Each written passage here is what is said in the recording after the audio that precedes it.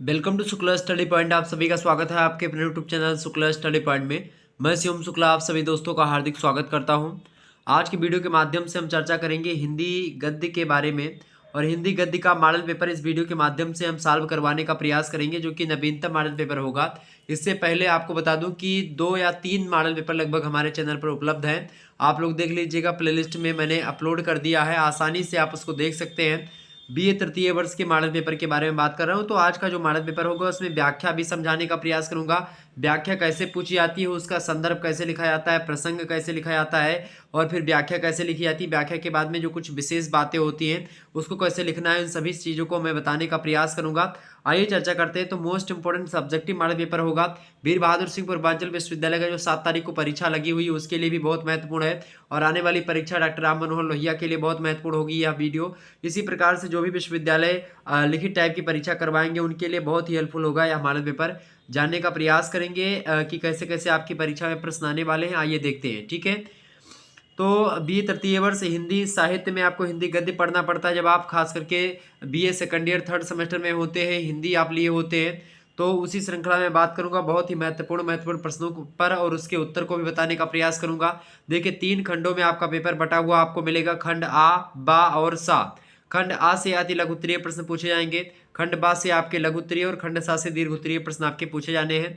जो खंड आ है उससे 10 आप मतलब कि अति लघु उत्तरीय प्रश्न पूछे जाएंगे, जिनकी संख्या 10 होगी। और करना कितना होगा आपको, उनमें से 10 के 10 को करना है।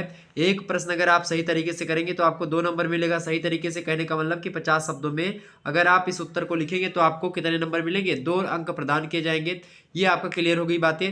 आगे बढ़ते हैं। तो पहला प्रश्न आपकी स्क्रीन पर पूछा जा सकता है इसी प्रकार से कि उपन्यास को कितने भागों में बांटा गया है। वैसे जो मैंने इससे पहले वाले जो 2 या 3 मॉडल पेपर आपको दिए हैं, 3 मॉडल पेपर लगभग, उनको आप जरूर देख लीजिएगा, तो ताकि आपका सारा का सारा डाउट क्लियर हो जाए और आप बहुत विस्तार से हर एक चीज़ों को समझ पाएं।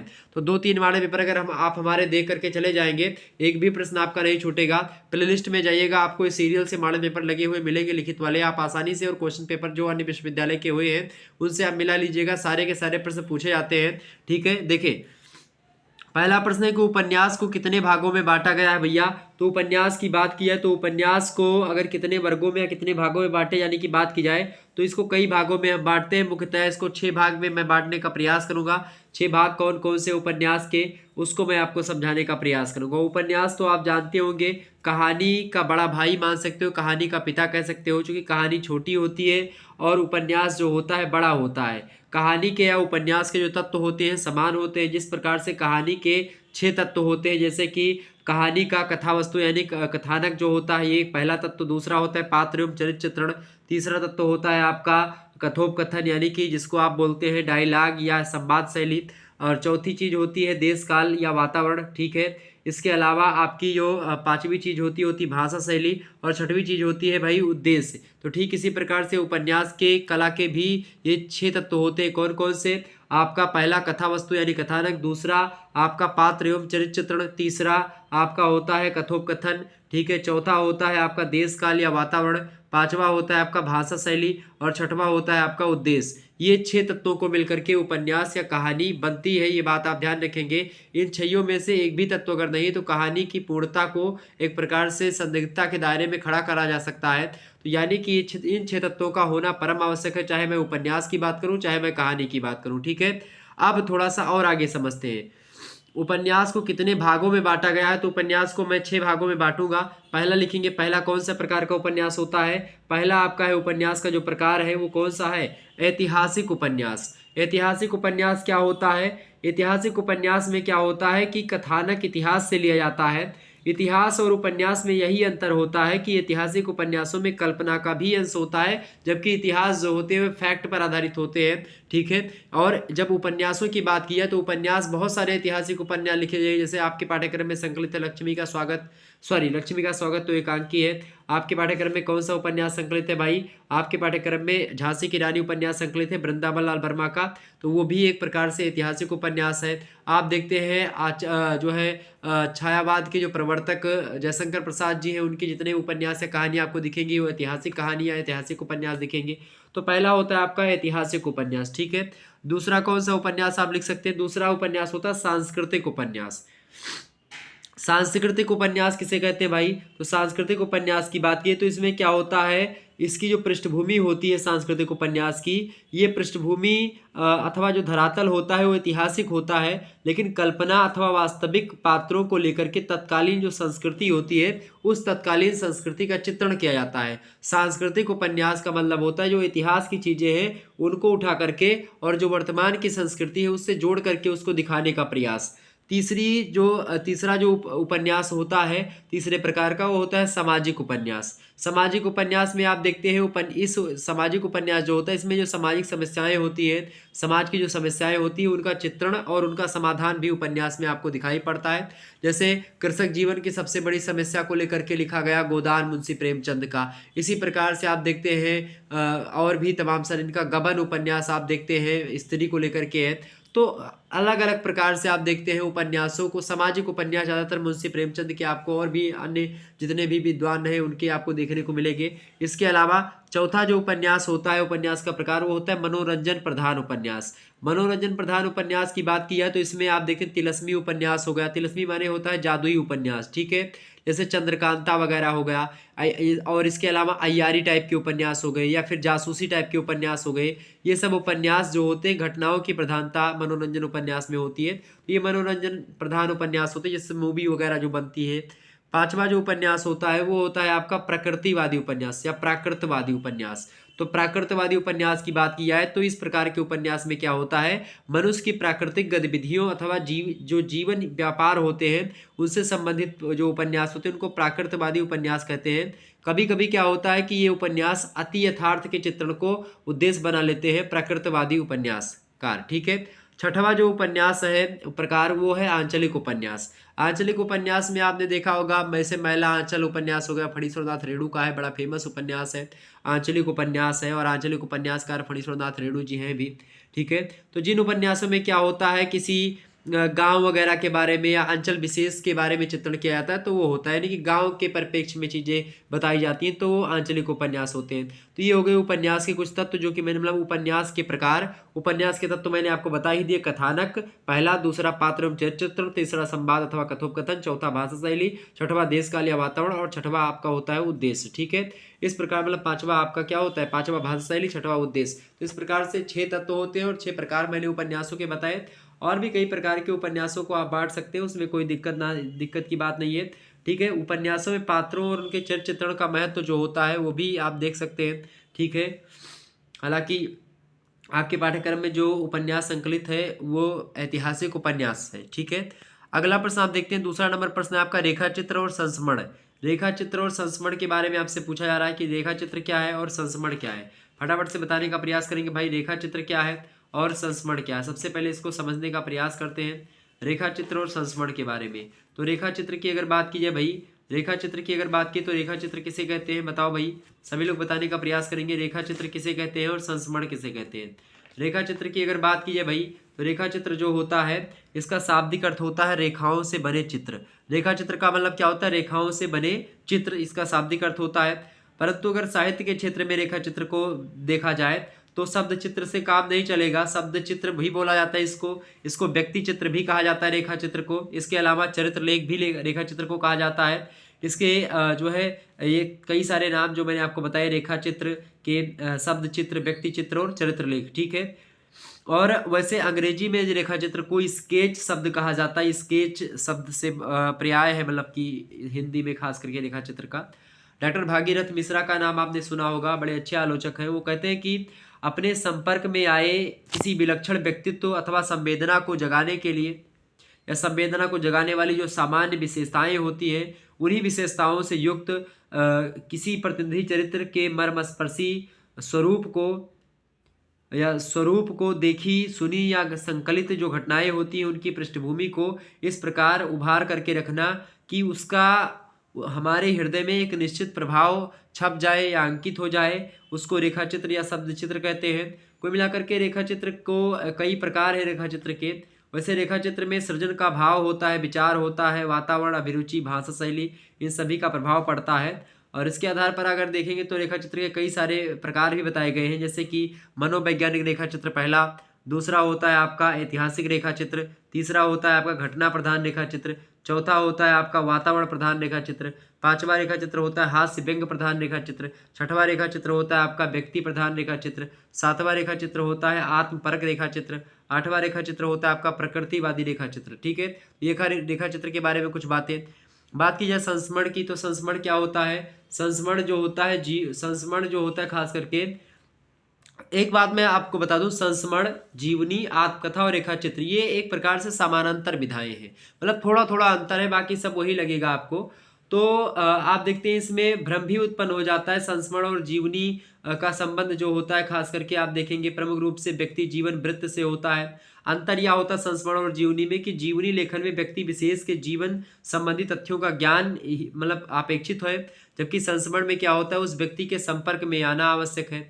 जीवनी तथ्यों पर आधारित होती है, संस्मरण जो होता है वो अनुभूतियों पर आधारित होता है। क्लियर? आत्मकथा और संस्मरण में भी अंतर आपको दिखाई पड़ता है। आत्मकथा में आपको पता होगा लेखक जो होता है अपने जीवन का घटनाओं को आधार बना करके क्या करता है, लिखता है, जबकि संस्मरण जो होता है अपने संपर्क में आए व्यक्ति का विचार, दृश्य, इन सभी के संबंध में आए हुए जो अनुभव होते हैं जो कि याद रह जाते हैं उसको लिखने का प्रयास करता है। डॉक्टर पदम सिंह शर्मा कहते हैं संस्मरण के बारे में कि यदि संस्मरण को आत्मकथा के साथ मिला करके देखें तो जो भिन्नता दृष्टिगोचर होती है वह है विषय वस्तु की, यानी विषय वस्तु में डिफरेंट होता है जो है संस्मरण और आत्मकथा में। जहां संस्मरण में अविस्मरणीय व्यक्ति अथवा घटना को विषय बनाया जाता है, वहीं पर आप देखिएगा वहीं पर जो है आत्मकथा में व्यक्ति के जीवन का आद्योपांत वर्णन होता है। तो एक प्रकार से संस्मरण और रेखा चित्र को स्पष्ट करते हुए डॉक्टर गोविंद त्रिगुणायत भी कहते हैं कि संस्मरण और रेखा चित्र एक समान विधाएं होती हैं।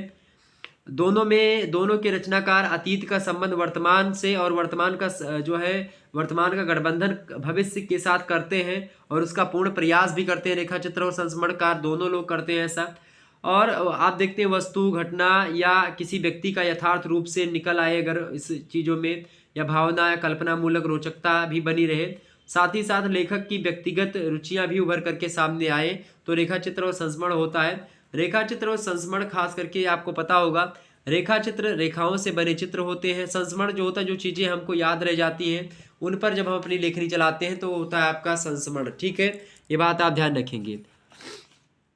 तो खास करके रेखा चित्र और संस्मरण की बात की तो संस्मरण और रेखा चित्र और आत्मचरित ये तीनों एक दूसरे या आत्मकथा जिसको कहते हैं ये घनिष्ठ संबंध रखते हैं और एक की सीमा कहाँ खत्म होगी कहाँ पर मिलेगी इसका भी कोई पता नहीं चलता है। आपको बता दूं कि आपको संस्मरणात्मक रेखा चित्र भी मिलते हैं, रेखा चित्रात्मक संस्मरण भी आपको दिखाई पड़ेंगे। उदाहरण के लिए जैसे अगर महादेवी वर्मा जी के अगर आप उपन्यास मतलब कि रेखा चित्र या संस्मरणों को देखेंगे तो ये पता नहीं चलता कि भाई ये रेखा चित्र लिखा इन्होंने या संस्मरण लिखा, दोनों में क्या अंतर है ये भी नहीं पता चलता है।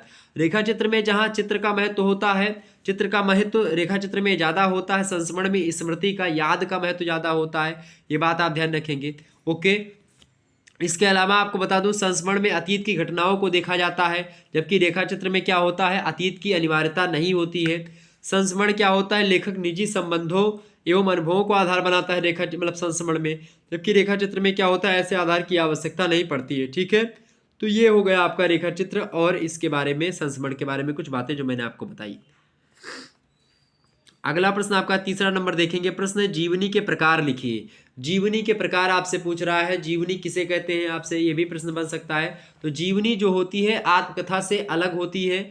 जीवनी को अंग्रेजी में बायोग्राफी कहते हैं और आत्मकथा लेखक की अपनी कथा होती है। आत्मकथा जो होता है वो लेखक स्वयं लिखता है, जीवनी जो होती है वो एक बड़े लेखक की जीवनी कोई दूसरा लेखक लिखता है। ठीक है, जीवनी किसी दूसरे व्यक्ति के जीवन की कथा होती है, यानी कि व्यक्ति विशेष के जीवन की घटनाओं का लिखा गया वर्णन जीवनी कहलाता है। जीवनी जो होती है लेखक को आत्मकथा लेखक से अधिक सावधानी बरतनी होती है जीवनी लेखक को, क्योंकि जीवनी लेखक जो होता है आत्मकथा की चूक केवल लेखक ही जान पाएगा कि भाई मैंने कहाँ पर चूक करी है, लेकिन जब आप जीवनी लिखेंगे किसी बड़े व्यक्ति की तो उसके बारे में सभी लोगों को पता होता है या उस लेखक को स्वयं पता होता है जिसकी जीवनी लिखी जा रही। तो अगर आप उसमें थोड़ा सा जो है गड़बड़ी करेंगे तो फिर दिक्कत की बात है। तो जीवनी यह होती है। ठीक है, क्लियर, ये हो गई आपकी जीवनी। तो जीवनी आत्मकथा की बात की है तो आत्मकथा जो होती है अपनी लिखी हुई कथा होती है। जीवनी और आत्मकथा में अंतर ये होता है, पहला अंतर होता है कि जीवनी में रचनाकार और नायक अलग अलग व्यक्ति होता है। आत्मकथा में रचनाकार और नायक क्या होता है उसकी भूमिका एक ही व्यक्ति निभाता है। दूसरा अंतर ये है कि जीवनी की रचना के लिए निष्पक्षता जरूरी होती है। आत्मकथा लेखक के लिए स्वयं का मूल्यांकन करना आवश्यक होता है। तीसरी बात यह है कि जीवनी दूसरे व्यक्ति की जीवन कथा होती है, जबकि आत्मकथा जो होती है वो अपने जीवन की क्या होती है, एक कहानी होती है। ये बात भी आप जानेगा, यानी कि अंतर है दोनों में। क्लियर। अब प्रश्न आपसे क्या कह रहा है, प्रश्न कह रहा है कि जीवनी के प्रकार बताइए। प्रश्न आपसे कह रहा है कि जीवनी के प्रकार बताइए। बढ़िया प्रश्न है। तो जीवनी मुख्य रूप से कई प्रकार होते हैं जीवनी के। बात की जाए पहला जीवनी कौन सी है, पहली संतों की जीवनी होती है पहली। दूसरी कौन सी जीवनी है, राष्ट्र नेताओं की जीवनी भी हो सकती है। तीसरी ऐतिहासिक जीवनी हो सकती है, ठीक है, ऐतिहासिक चरित्रों की जीवनी। चौथी जीवनी वैज्ञानिकों की जीवनी। पांचवी जीवनी किसकी, दार्शनिकों की जीवनी लिखी जाती है। सातवीं जीवनी साहित्यकारों की जीवनी लिखी जाती है। आठवीं जीवनी छठवीं जीवनी किसकी है भाई, साहित्यकारों की। सातवीं जीवनी किसकी, वीर पुरुषों की जीवनी। आठवीं जीवनी लिखी जाती किसकी, बालोपयोगी जीवनी। और नवीं जीवनी कौन सी हो सकती, कलात्मक जीवनी। तो ये सब जीवनी के प्रकार हैं, ये बात आप ध्यान रखेंगे। क्लियर। तो जीवनी समझ में आ गई आपकी। जीवनी की बात की जाए तो डॉक्टर हरदयाल कहते हैं जीवनी के बारे में कि जीवनी में किसी व्यक्ति विशेष के जीवन की स्थूल बाह्य घटनाओं और सूक्ष्म अंतर्भूमियों दोनों का वर्णन विश्लेषण हो सकता है। साहित्य विधा के रूप में जीवनी लेखन का एक अपना विशिष्ट दृष्टिकोण भी रहा है और होना भी चाहिए, जिससे क्या होता है, चरित्र नायक के जीवन को जो बिखरी हुई घटनाएं होती है उसको एक सूत्र में बांधा जा सके। और यदि घटनाओं की अंतर्वर्तनीय एकता को खोज कर सकने की दृष्टि से जीवनी लेखक में अभाव है, तो चाहे चरित्र नायक कितना भी रोचक एवं महान व्यक्ति हो, वो एक प्रकार से संपन्न जीवनी नहीं कही जाएगी, यानी जीवनी में थोड़ा कमी रह जाएगी। ठीक है, ये जीवनी के प्रकार मैंने आपको बताए। आगे बढ़ते हैं। चौथा प्रश्न आप देखेंगे, आज्ञे की जीवनी गैंग्रीन का मुख्य उद्देश्य क्या है। आज्ञे की जीवनी गैंग्रीन का मुख्य उद्देश्य क्या, भाई फटाफट से बताने का प्रयास करेंगे। आज्ञे की जीवनी गैंग्रीन जो है, सॉरी आज्ञे की कहानी है गैंग्रीन, इसके बारे में आपसे पूछ रहा है क्या कि उसका मुख्य उद्देश्य क्या है। तो गैंग्रीन कहानी के बारे में मैंने एक वीडियो बनाई हुई है सेपरेट, आप उसको देख लीजिएगा, क्लियर हो जाएगा। वैसे गैंग्रीन कहानी का उद्देश्य, एक युवती है मालती उसका नाम है, ठीक है। तो मालती जो युवती है उसके पति हैं डॉक्टर माहेश्वर, ठीक है, डॉक्टर महेश्वर से विवाह हो जाता है। मालती जो है बचपन में बहुत ज़्यादा जो है एक प्रकार से निश्चल स्वभाव की होती है, सबसे बोलती है, हंसती है, उछलती है, खेलती है, सब कुछ करती है, एकदम से जीवन उसका अच्छे से बीतता है। लेकिन जब वो वैवाहिक जीवन के माध्यम से जब एक प्रकार से बन जाती है, तो नारी जीवन का एक प्रकार से क्या हो जाता है, सीमित दायरा हो जाता है। घर में रहना है उसको, खाना बनाना है पति के लिए, ऐसा थोड़ा सा, तो उसको कहीं ना कहीं पे आप देखते हैं उबाऊपन आने लगता है। आजकल तो टीवी सीरियल है, पहले नहीं होता था। तो ऐसी स्थिति में क्या होता है कि भाई मालती जो होती है उसकी ऐसी स्थिति है कि वो घरेलू परिवेश में रह करके अपनी जीवन को व्यतीत कर रही, पहाड़ी पर उसका एक अकेला घर है, वहीं पर एक प्रकार से जीवन व्यतीत कर रही है। एक विवाहित स्त्री के अभाव में घुटते हुए व्यक्तित्व की त्रासदी का चित्रण गैंग्रीन कहानी, जो कि रोज कहानी के नाम से भी जानी जाती है, आज्ञे की कहानी है, सच्चिदानंद हीरानंद सेन आज्ञे की। तो जीवन की त्रासदी है वो भी ऐसे व्यक्तित्व की जो कि एक घर में घुट रही है, रह रही है, और तमाम सारे अभाव हैं, कमी है, विवाहित स्त्री है मालती, उसी के जीवन की त्रासदी का वर्णन, एक प्रकार से दुख का वर्णन है। गैंग्रीन एक ही दिनचर्या पर चलती मालती के जीवन की कहानी है, जो शीर्षक से ही बयान हो जाती है, गैंग्रीन। गैंग्रीन का मतलब कुछ दूसरा होता है। गैंग्रीन का मतलब जानते हैं क्या होता है, जैसे आप पहाड़ी पर कोई व्यक्ति रहता है या कहीं पर कोई व्यक्ति रहता है, तो जब क्या हो जाता है, आपको कांटा कहीं पर चुभ जाता है, तो कांटा चुभना एक प्रकार से बाद में वो कांटा चुभ जाए, बाद में क्या हो जाए, एक प्रकार से घाव बन जाए, और घाव बन जाने के बाद में जख्म हो जाए आपको बहुत ज़्यादा एक प्रकार से। तो कांटा चुभने पर जो जख्म होता है, उसी जख्म को हम क्या बोलते हैं, गैंग्रीन बोलते हैं, ठीक है। और सेम वही स्थिति होती है किसकी, गैंग्रीन की जो नायिका है, यानी नायक भी बोल सकते हैं इसको, गैंग्रीन की मालती है। मालती पर ही एक प्रकार से, मालती के इर्द गिर्द ही माहेश्वर और एक और आता है, जो लिखी लेखक स्वयं ही अपने आप को आगे ही बता, मतलब कि आगे जी, मतलब कि मैं शैली में लिखी गई कहानी है, मैं शैली अपनाई, आपने सुना ही होगा। तो ये चीज़ें, इसका मुख्य उद्देश्य क्या है, जो स्त्री है उसकी जो एक दिन में या घर में रह के जो उबन की महसूस है, उसी उबन को इसमें दिखाने का प्रयास है। आगे बढ़ते हैं। पांचवा प्रश्न आपका है, प्रसाद के किन्हीं 4 नाटकों के नाम लिखिए। मोस्ट इंपोर्टेंट प्रश्न है आपकी परीक्षा की दृष्टि से, रट लीजिएगा एकदम से, ये प्रश्न आपकी परीक्षा में आ जाएंगे, ठीक है।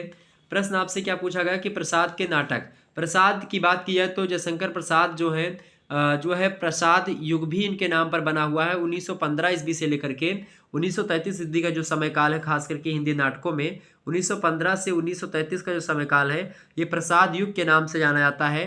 और इसी में आप देखते हैं नाटकों के क्षेत्र में बहुत ज़्यादा महत्वपूर्ण स्थान हासिल किया किसने? जयशंकर प्रसाद जी ने। इनके नाटकों की बात की है तो कई सारे नाटक इनके आते हैं, जैसे कि पहला नाटक इनका है सज्जन, 1910 और 11 में प्रकाशित हुआ। दूसरा नाटक है इनका कल्याणी परलय, 1912 में प्रकाशित हुआ। तीसरा नाटक है इनका करुणालय, 1912 में प्रकाशित हुआ। चौथा नाटक है इनका प्रायश्चित, 1914 में प्रकाशित हुआ। इसके अलावा 1915 में राजश्री नाम का नाटक एक प्रकाशित हुआ, इनका बड़ा फेमस नाटक है। इसके अलावा विशाख नाटक जो है 1921 में प्रकाशित हुआ। सातवां नाटक है अजातशत्रु, 1922 में प्रकाशित हुआ। इसके अलावा आठवां नाटक इनका है कामना, इसका रचना जो है कामना नाटक, इसका रचनाकाल 1923 और 24 है, परंतु इसका प्रकाशन जो हुआ है 1927 ईस्वी में हो सका है। नौवां इनका नाटक है जन्मेजय का नागयज्ञ, 1926 में प्रकाशन में आया। 10वां नाटक है जो है प्रसाद जी का चंद्रगुप्त, 1928 में प्रकाशित हुआ। और खास करके 11वां नाटक है इनका स्कंदगुप्त विक्रमादित्य, 1928 में ही प्रकाशित हुआ ये भी। इसके अलावा एक घूंट इनकी एक एकांकी भी मानी जाती है, नाटक भी माना जाता है। तो एक घूंट जो है 1929 में पहली एकांकी का दर्जा भी प्राप्त है इसको। तो ये हिंदी एकांकी की पहली एकांकी मानी जाती है। एक घूंट जयशंकर प्रसाद की एकांकी है, ठीक है। और 13वां जो इनका नाटक है वो ध्रुव स्वामिनी, जो कि लास्ट नाटक है, 1933 ईस्वी में लिखा गया है, ठीक है। 1933 में लिखा गया है और प्रौढ़तम नाटक एक प्रकार से जयशंकर प्रसाद का यह है। ध्रुव स्वामिनी नाटक पर विशेष करके चर्चा मैंने कर दी, आप लोग देख लीजिएगा। 1933 ईस्वी में प्रकाशित होने वाला नाटक है, पूरा विस्तार से मैंने चर्चा करा है। छठा नंबर प्रश्न आप देखेंगे, आपसे पूछा गया कि एकांकी के तत्व बताइए। एकांकी के तत्व, एकांकी के तत्वों के बारे में आपसे प्रश्न पूछा जा रहा है, फटाफट से बताने का प्रयास करेंगे।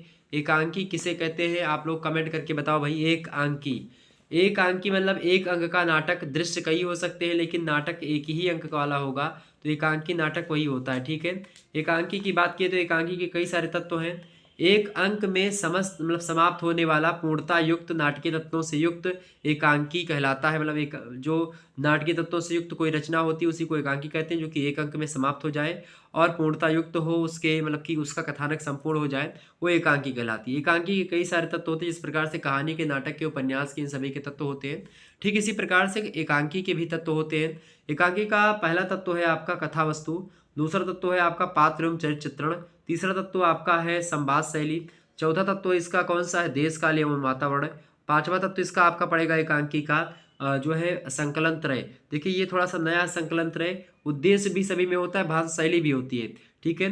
तो 6 आप वैसे लिख दीजिए। देखिए मैं वैसे आपको बता दूं, कथा वस्तु पहला, दूसरा पात्र एवं चरित्र चित्रण, तीसरा संवाद शैली, चौथा देश काल और वातावरण, और पांचवा आप लिख लीजिएगा, पांचवा कौन सा? भाषा शैली, और छठवा लिख लीजिएगा आप, क्या लिखेंगे छठा नंबर पर आप लिख दीजिएगा उद्देश्य। अब इसमें सातवां लिख लीजिएगा कुछ। अब देखिए 6 कहानी के, उपन्यास के जो तत्व हैं वही तत्व इसमें भी एकांकी में, लेकिन इसमें कुछ और तत्व भी शामिल हो जाते हैं, जैसे कि संकलन त्रय।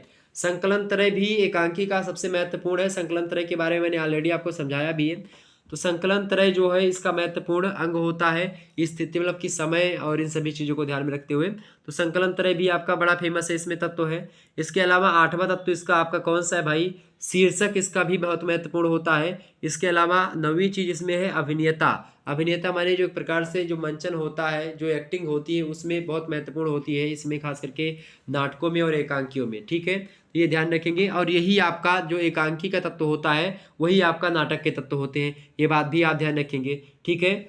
आपके पाठ्यक्रम में कौन सी एकांकी संकलित है भाई? आपके पाठ्यक्रम में कौन सी एकांकी संकलित है, फटाफट से बताने का प्रयास करेंगे।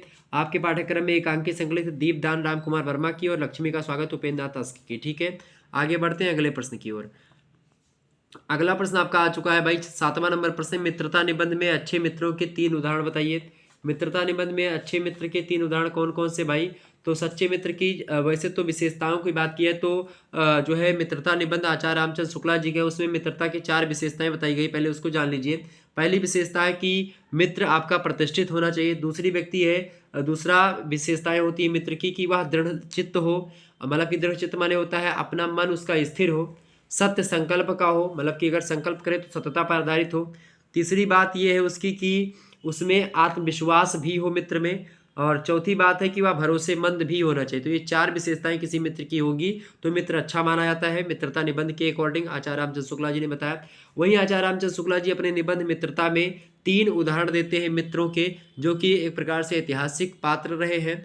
जैसे कि बात की जाए पहला उन्होंने उदाहरण दिया राम जी का, भगवान श्री राम जी का और सुग्रीव जी का। ठीक है, तो उस भगवान मर्यादा पुरुषोत्तम श्री राम और सुग्रीव की मित्रता आप देखते हैं इस प्रकार की मित्रता थी कि आप देखें कि ऐसी मित्रता जो है सारी एक प्रकार से हदें पार कर गई। राम और मित्र, कहा कि क्या ही कारण तुम बन बसे, कहा सखा सुग्रीव। ठीक है, कोमल पद कठोर पगगामी, कवन हेतु बन बिचर्यो स्वामी, इस प्रकार से पूछा गया। तो राम और सुग्रीव की मित्रता पहली मित्रता बताई गई। दूसरी मित्रता उदाहरण क्या दिया उन्होंने, जो है मतलब कि मित्रता निबंध में शुक्ला जी ने कहा अकबर और बीरबल भी एक मित्र ही थे। ठीक है, तो इनकी भी मित्रता, इसकी भी मिसाल दी। तीसरा मित्र है चंद्रगुप्त और चाणक्य का। एक प्रकार से गुरु शिष्य थे तो, लेकिन मित्र भी थे एक प्रकार से। और किस प्रकार से, और सभी लोग अपने आप में सफल व्यक्ति हैं, चाहे अकबर बीरबल की बात की जाए, चंद्रगुप्त चाणक्य की बात की जाए, या भगवान श्री राम और सुग्रीव जी की बात की जाए। ठीक है, तो ये 3 उदाहरण जो है आपसे पूछा गया, मैंने आपको 3 उदाहरण बता दिए, ये आपको लिखना था। आगे देखते हैं 8वां नंबर प्रश्न आपसे पूछा जा सकता है, कलम का सिपाही का प्रतिपाद्य विषय क्या है। कलम का सिपाही जो है किसको कहा गया, सबसे पहले तो ये जानो, कलम का सिपाही कहा गया है मुंशी प्रेमचंद जी को। ठीक है, कलम का सिपाही उनको इसलिए कहा गया क्योंकि उन्होंने लगभग 300 से अधिक कहानियां लिखी, दर्जनों उपन्यास उन्होंने लिखे। ठीक है, जो कि कहीं ना कहीं पे एक प्रकार से अपने आप में मील के पत्थर हैं। और आपको बता दूं कि कलम का सिपाही जो रचना है, इसको लिखने वाले जो विद्वान है उनका नाम है अमृत राय। अमृत राय मुंशी प्रेमचंद जी के ही जो है पुत्र हैं, ये बात भी आप ध्यान रखेंगे। और हिंदी साहित्य में महान उपन्यासकार और कहानीकार रहे हैं मुंशी प्रेमचंद, इनको सभी लोग जानते हैं। और इन्हीं के पुत्र हैं अमृत राय, जिन्होंने कलम का सिपाही नाम से एक जो है एक प्रकार से इनकी जीवनी लिखी है मुंशी प्रेमचंद जी की, ये बात आप ध्यान रखेंगे। तो अमृत राय ने क्या किया, प्रेमचंद के जीवन से संबंधित जो तमाम सारे तथ्य थे उनका प्रमाणिक संकलन करके एक प्रकार से बहुत परिश्रम किया उन्होंने, और अपने पिताजी की जीवनी लिखी कलम का सिपाही शीर्षक से। और इस जीवनी में प्रेमचंद के जुड़े जीवन प्रसंगों की क्रमबद्ध रूप से प्रस्तुत किया गया है, सारे जो है घटनाओं को, जिससे पाठकों को पता चलता है कि प्रेमचंद का व्यक्तित्व किस प्रकार निर्मित हुआ, उनके जीवन संघर्ष किस प्रकार के थे, इसके अलावा किन लोगों से उनके अंतरंग संबंध थे, और अपने कथानक में के चरित्र वह कहाँ से खोजा करते थे मुंशी प्रेमचंद। इन तमाम प्रकार की बातों का पता आप इस जो है जीवनी जब इनकी पढ़ेंगे जो है कलम का सिपाही, तो पता चल जाएगा। प्रेमचंद की कृतियों को समझने के लिए कलम का सिपाही जो रचना है अमृत राय की, इसको पढ़ना परम आवश्यक है। प्रेमचंद की विचारधारा की जानकारी भी आप इस जीवनी में पढ़ सकते हैं। ठीक है, तो ये ध्यान रखें, कलम का सिपाही जीवनी जो है इसमें 2 अंश मुख्य रूप से हैं, और खास करके इस कृति के प्रतिपाद्य विषय भी वही दोनों पॉइंट हैं। पहला पॉइंट मैं आपको बता रहा हूँ, पहला पॉइंट है आपका, देखें सामयिकता जो है, सामयिकता में मुंशी प्रेमचंद के साहित्य की प्रधान विशेषता है वर्तमान जो साहित्य चल रहा है, और प्रेमचंद वर्तमान में ही जीते हैं और वर्तमान में ही लिखते हैं, अर्थात जो देखते हैं वही लिखते हैं, इसलिए उन्हें भविष्य की चिंता लगी रहती है। और वर्तमान को फलांग कर भविष्य तक नहीं पहुंचा सकता कि वर्तमान को हम फाल करके उसको जो है छलांग मार करके हम भविष्य तक पहुंच जाएं। वर्तमान से हम कुछ चीज़ों को सीख करके और जब चीज़ों को लिखते हैं तो वो रचना कालजयी हो जाती। कहीं ना कहीं पे आप देखते हैं कि कालजयी रचनाएं कहीं कोई कोई कही जाती, तो अपने समय की कालजयी रचना मतलब क्या होता है कि अपने समय से परे रचना हो। जैसे कि मुंशी प्रेमचंद की जो गोदान रचना है या अन्य रचनाएं जो है वर्तमान की दृष्टि से भी प्रासंगिक है, तो कालजयी रचना वो कही जाती है। ठीक है, कि वो काल समय को एक प्रकार से छोड़ करके आगे बढ़ गई रचनाएं। ठीक है, तो वर्तमान से एक प्रकार से कहीं ना कहीं पे आप देखते हैं कहीं ना कहीं पे वर्तमान की चीज़ों को भी ध्यान में रखते हुए लिखा गया, लेकिन आज भी वो प्रासंगिक हो रहा है। तो पहली बात तो ये इनका प्रतिपाद्य विषय। तो आप देखेंगे कि दूसरी बात यह है कि रंगभूमि का सूरदास वस्तुतः तद्विन गांधी और गांधीवाद का प्रतीक है। सूरदास की उस अस्थिपंजर चीमर देह में न्याय सत्य असत्य सुंदर असुंदर जीवन की सारी मीमांसा है। रंगभूमि जो है उपन्यास है, उसमें जो सूरदास पात्र है उसकी बात यहाँ पर बताई गई है। ठीक है, आप देखते हैं जीवन रंगभूमि है जिसमें हम सब अपनी भूमिका खेलने के लिए आए हैं, दर्शकों में हरदम हर्ष ध्वनि की उपेक्षा क्यों, ये तमाम प्रकार की चीज़ें जो है ये इसका प्रतिपाद्य विषय रहा है, ये बात आप ध्यान रखेंगे। 9वां प्रश्न आप देखेंगे, डॉक्टर पदम सिंह शर्मा कमलेश की भाषा शैली को संक्षेप में या उनकी भाषा शैली को संक्षेप में बताएं। आपसे प्रश्न पूछा गया। प्रश्न बड़ा ही अच्छा है एग्जाम पॉइंट ऑफ व्यू से, आपकी दृष्टि से। तो डॉक्टर पदम सिंह शर्मा कमलेश की बात की है तो इनकी रचना है मैं इनसे मिला, श्री सूर्यकांत त्रिपाठी निराला। ये इंटरव्यू विधा की रचना जो कि आपके पाठ्यक्रम में संकलित है। तो डॉक्टर पदम सिंह शर्मा मिले थे किससे? निराला जी से। उसी को आपको पढ़ना है, उसी खंड को। तो इनकी भाषा शैली कैसी, इसको आपको बताना है। तो कमलेश जी की भाषा की अगर बात की जाए तो कमलेश जी की जो भाषा है वो बड़ी शुद्ध भाषा है, ठीक है। कैसी भाषा इनकी? शुद्ध साहित्यिक खड़ी बोली का प्रयोग करते हैं। भाषा जो है इनकी प्रौढ़ है, विषय के अनुकूल भाषा का प्रयोग करते हैं। प्रभाव उत्पादक भाषा है इनकी, ठीक है। स्वाभाविकता भाषा में विद्यमान है, सरलता विद्यमान है, सहज है इनकी भाषा। और आप देखते हैं कमलेश जी की भाषा के विशिष्ट गुण आपकी विषय अनुकूल भाषा है, मतलब प्रभावोत्पादक भाषा, स्वाभाविकता, सरलता, सहजता, ये सब इनके गुण हैं इनकी भाषा के। और खास करके भेंट वार्ता में उनकी भाषा समीक्षा की भाषा के निकट आपको दिखाई पड़ेगी। तो कुल मिलाकर के इनकी भाषा में कोई कमी नहीं, भाषा बड़ी जबरदस्त है। दूसरी बात अगर बात की जाए शैली की, शैली क्या होती है?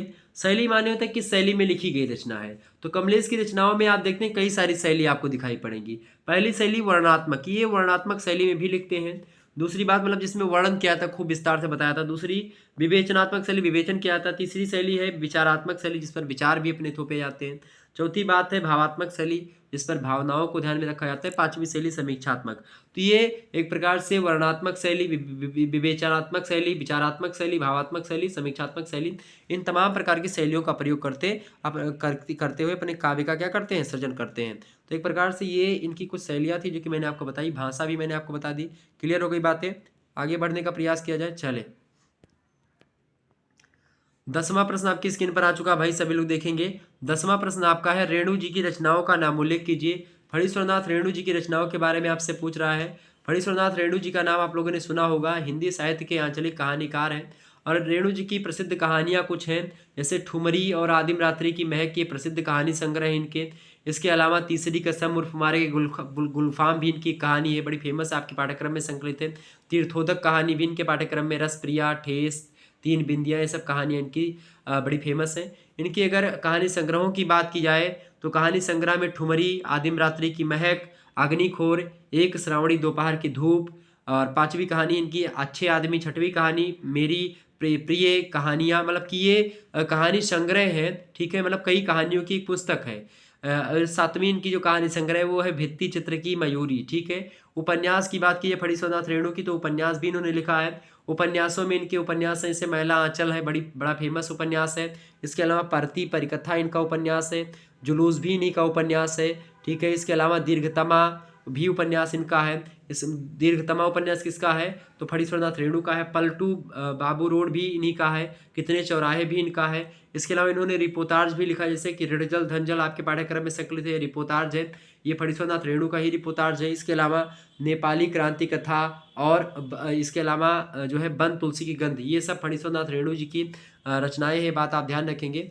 फणीश्वरनाथ रेणु जी की जो रचना है ऋणजल धनजल, वो 1978 में प्रकाशित होती है, बात भी ध्यान रखेंगे।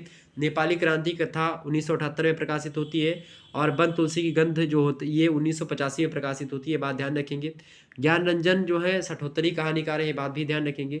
तो फणीश्वरनाथ रेणु के बारे में मैंने आपको सारी चीज़ें बता दी। ज्ञान रंजन भी एक प्रकार से आपके कहानीकार हैं, बड़े फेमस कहानीकार हैं, इनके बारे में भी प्रश्न आपसे बन सकता है, ठीक है। तो अगर आप मॉडल पेपर देखेंगे इससे पहले वाला, तो उसमें ज्ञान रंजन की प्रमुख कहानी संग्रहों के बारे में बताया था। वैसे मैं आपको बता दूं कि इनकी कहानी संग्रह है फेंस के इधर उधर, 1964 में लिखी गई, मतलब कि प्रकाशित हुई कहानी संग्रह इनका। एक कहानी संग्रह है यात्रा, 1971 में प्रकाशन हुआ। क्षणजीवी कहानी संग्रह 1977 में प्रकाशित होती है। इसके अलावा जो है अनुभव, अमरूद का पेड़, छलांग, फेंस के इधर उधर, पिता, घंटा, ये सब इनकी कहानियाँ हैं, ठीक है। तो ये थोड़ा सा कुछ बातें थी जिसको मैंने आपको बता दिया। आप थोड़ा सा यहाँ पर समझने का प्रयास करेंगे। केवल 5 प्रश्नों के उत्तर देने हैं आपको, ये बात आप ध्यान रखेंगे। अभी मैं थोड़ा सा आपको बता दूं ताकि अगर अब वीडियो कट ना जाए, क्योंकि टेक्निकल इशू चल रहे हैं इस समय, तो इसीलिए वीडियो बीच में कट जाता है तो फिर दिक्कत होती है। तो इसीलिए मैं आपको पहले प्रश्नों से अवगत करवा दूंगा सारे के सारे, फिर समय बचता है तो फिर मैं व्याख्या खंड को चर्चा करने का प्रयास करूंगा, फिर इनको बताऊंगा, ठीक है। चलिए यहाँ पर मैं थोड़ा सा प्रश्नों को आपको दिखाने का प्रयास करता हूँ। यहाँ पर आप सभी लोग प्रश्न देख लीजिएगा, ठीक है। देखिए अति लघु उत्तरीय प्रश्नों में आपको इस प्रकार, मतलब अति लघु उत्तरीय प्रश्न के बाद में आपको लघु उत्तरीय प्रश्नों का सामना करना पड़ेगा खंड बा में।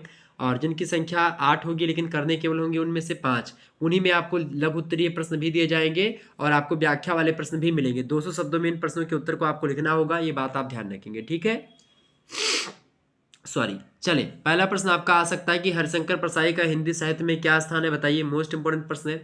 अगला प्रश्न आप देखेंगे अमृतलाल नागर की कृतियां बताइए। अभी अगर समय बचता है तुरंत मैं आपको बता दूंगा, ठीक है। जब तक चलेगा वीडियो में पढ़ाने का प्रयास करूं, जब तक कोई वीडियो कट नहीं जाएगा तब तक मैं पढ़ाता रहूंगा, ये बात आप ध्यान रखेंगे, ठीक है।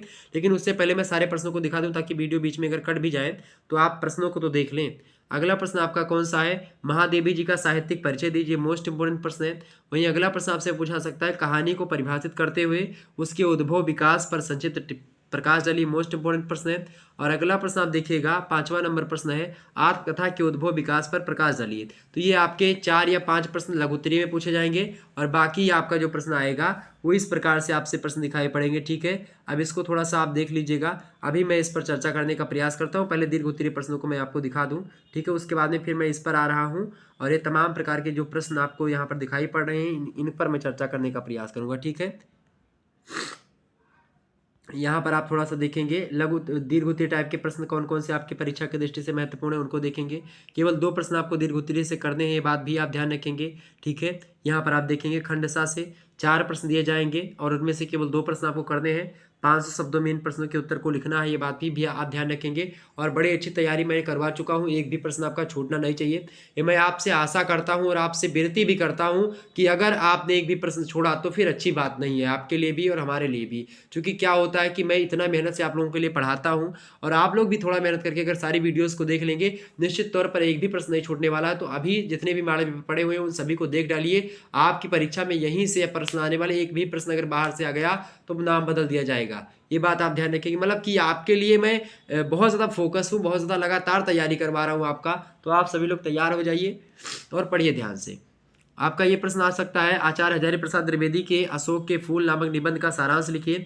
और जो पिछला 2-3 मॉडल पेपर है लिखित वाला उसको देख लीजिएगा, सारे मॉडल पेपर को देखेंगे तो एक भी प्रश्न नहीं छूटेगा, ये मैं बात दावे के साथ बोल रहा हूँ, ठीक है। आगे देखिएगा अगला प्रश्न आपका दूसरा नंबर प्रश्न क्या है, ध्रुव स्वामिनी नाटक के आधार पर ध्रुव स्वामिनी की चारित्रिक विशेषताओं का आकलन कीजिए। मोस्ट इंपोर्टेंट प्रश्न है। वहीं अगला प्रश्न आप देखें तीसरी कसम उर्फ मारे के गुलफाम कहानी किसकी है। ये कहानी है आपकी किसकी है भाई, तीसरी कसम उर्फ मारे के गुलफाम फणीश्वरनाथ रेणु की कहानी है, ये बात आप ध्यान रखेंगे। ये आपकी पाठ्यक्रम में कहानी संकलित है। कौन सी, तीसरी कसम फणीश्वरनाथ रेणु की। पिता कहानी है ज्ञान रंजन की, पर्दा कहानी यशपाल की, गैंग्रीन कहानी अज्ञे की, पाजेब कहानी जैनेन्द्र की, पंच परमेश्वर प्रेमचंद की। ये कहानी आपके पाठ्यक्रम में संकलित है। तो आपसे कह रहा कि तीसरी कसम और मारे गए गुलफाम कहानी की समीक्षा कहानी कला के तत्वों के आधार पर कीजिए। इस प्रश्न का मैंने एक वीडियो भी बनाया, आप देख लीजिएगा, पूरा उसमें समझ में आ जाएगा। अगला प्रश्न 30 बरस का साथी संस्मरण का सारांश लिखिए। मोस्ट इंपोर्टेंट प्रश्न है, ये भी आ सकता है। ध्रुव स्वामी नाटक पर ध्रुव स्वामिनी वाला जो वीडियो बनाया उसमें मैंने ध्रुव स्वामी जो है ध्रुव स्वामिनी और चंद्रगुप्त इन सभी का परिचय आपको बता दिया है पूरा का पूरा, मतलब कि इन सभी का चारित्रिक विशेषताएं मैंने बता दी है और सारांश भी और जो है नाटक के जो तत्व होते हैं उनके आधार पर इनकी समीक्षा भी मैंने कर दी है, ठीक है। तो आप आसानी से देख सकते हैं। तो ये प्रश्न आपके लिए बहुत महत्वपूर्ण थे। और ये सोशियोलॉजी का क्वेश्चन पेपर आप देख लीजिएगा, लिखित टाइप का, बहुत महत्वपूर्ण है आपकी परीक्षा की दृष्टि से।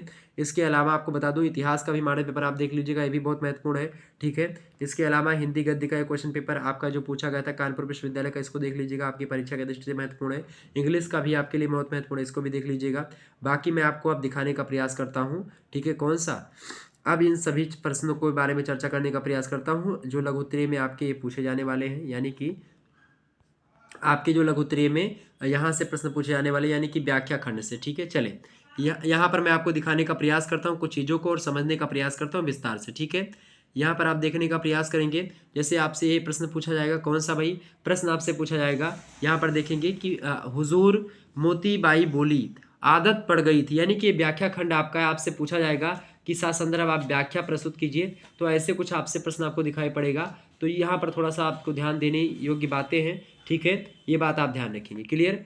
तो यहाँ पर आपको थोड़ा सा क्या ध्यान देना है, देखिए ये सबसे पहले आपको पूरा पढ़ना है, ठीक है। जब सबसे पहले आप पूरा पढ़ लेंगे तो आपको पता चल जाएगा कि भाई ये किस पार्ट से लिया गया। जहाँ संदर्भ आपको पता चला उसके बाद में जब आप पढ़े होंगे तो आपको कहानी पूरी समझ में आई हुई होगी।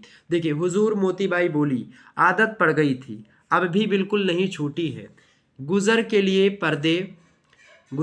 पर्दे को कम कर दिया है, लेकिन बिल्कुल तो ना छोड़ सकूंगी।